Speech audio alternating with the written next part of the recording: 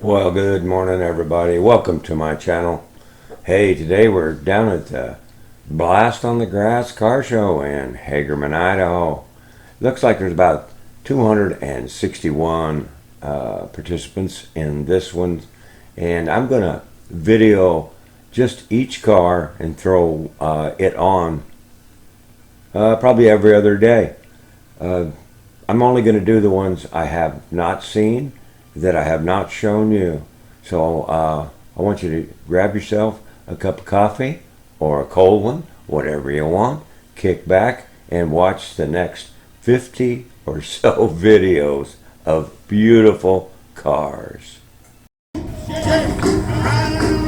We're going to start this one off right here with my friend's bike, Charlie Budd, all the way from Pineville, Louisiana, on this beautiful Honda Moto Trike. It's a 2024. He didn't drive it all the way out. He trailered it out.